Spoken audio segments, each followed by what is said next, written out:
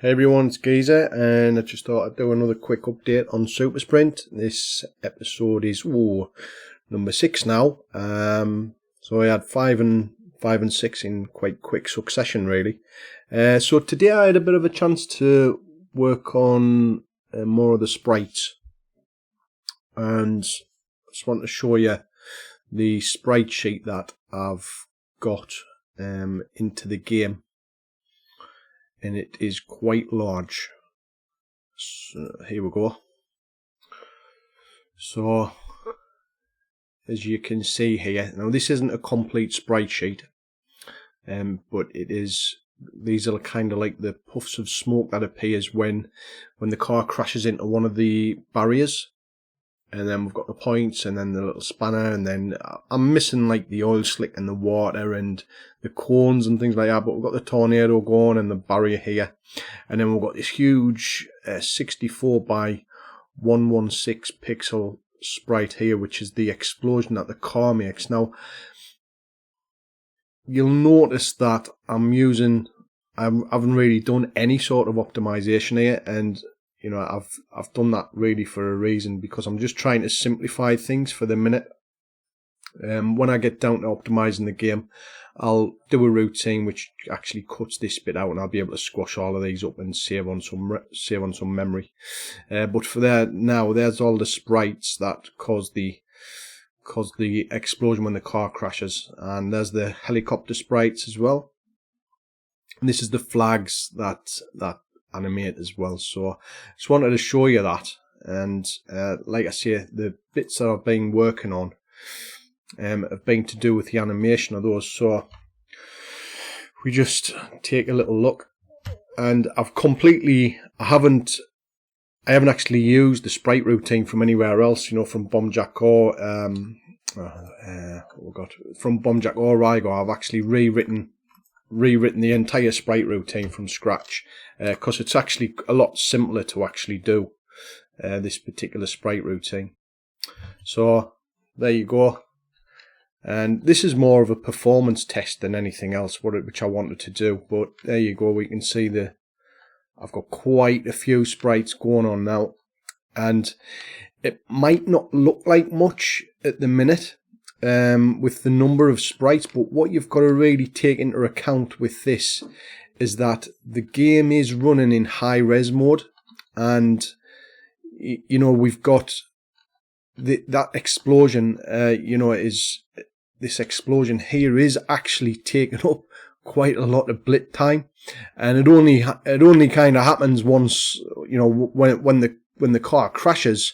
But you know, if you've got up to 2, 3, 4 players and they all crash at the same time, you know, that could slow down. So I need to come up with some tricky way some nice way to make sure that it doesn't slow the entire game down and it overruns the frame when I've got 4 of them running. But as you can see, I've got the little tornadoes going, I've got the puff of smoke going here, I've got the barrier going as well, and it's updating the score as well. So I do need to do a little bit of work on the panel, you know, the scoring panel and the updates there, because there's some work needed there. But you know, pretty much ready for the collision stuff, and ready to really actually just work on these puffs of smoke here. So what I'm going to do is just show you how the Sprite Engine works, which I think will be quite good for you to see actually. So I'm just going to come out of there, and all you do really is, if we just take a look back on this sprite sheet, what I do, and I do this pretty much for all of the games that I've done, is I take a sprite sheet like this, which is 512 by depth. It doesn't matter really what the depth is, because the routines that I have work it out.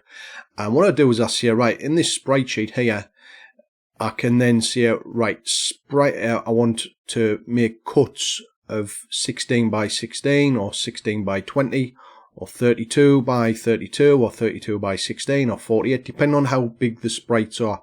Now, the smallest sprite that we have is 16 wide by 16 by 16 in depth, and that's the spanner sprite here and these here. So in order to index them sprites, I've just made the sprite sheet, each of the cuts 16 by 16. So hopefully I can show you where I do that when I find it.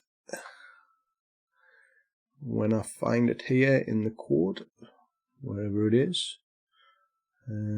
So we've got main load game sprites, which I know I have put down here. And so what we do is we load the sprite sheet, the compressed sprite sheet, and then we make some bitmap pointers of it. And then what we do is that we make a mask of the sprite sheet, because I'm using interleaved blitz. And then here it is, I'm taking a 16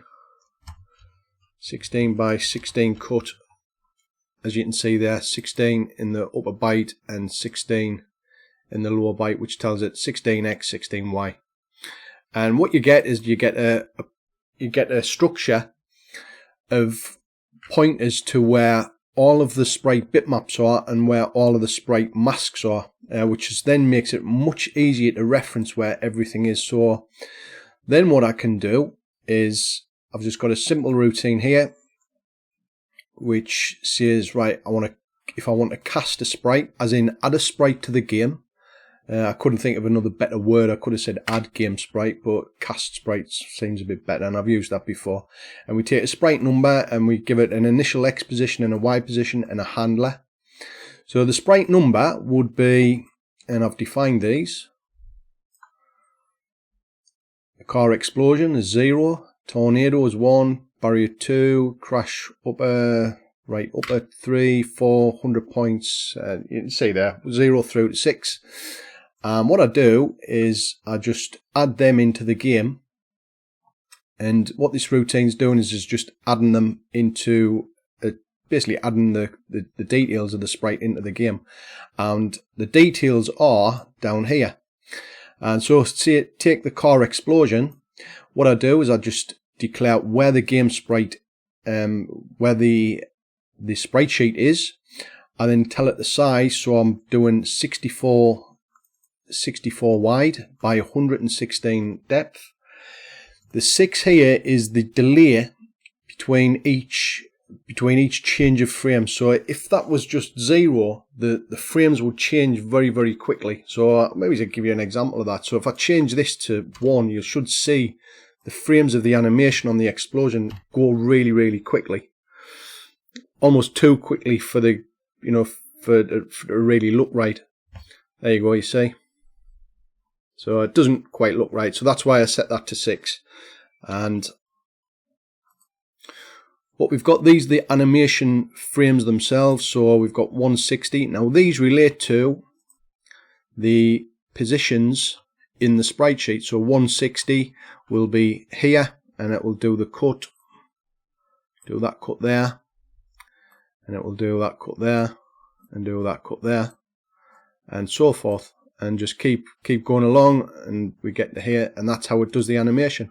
And then I've got a little thing here which just either says loop the sprite, go back round, or we've also got a destroy sprite, which will just say remove the sprite from the game.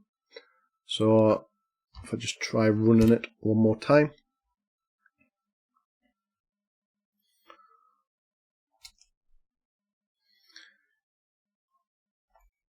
I don't know why, but I've got an intermittent crash when I'm starting the game up, which I need to debug.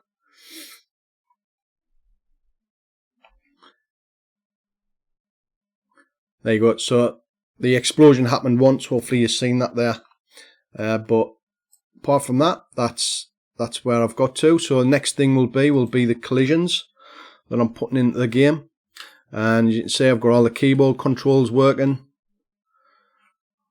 The collisions are going to be quite a bit of work, I think, but it's getting there, which I'm really quite happy about. It shouldn't be too much work to do the rest. Yeah, so you can control each car independently. So I'm using, at the minute I'm using the Sega gamepad in joystick port 1, and then if I'm using the keyboard there to control the yellow car, and I've got a Competition Pro in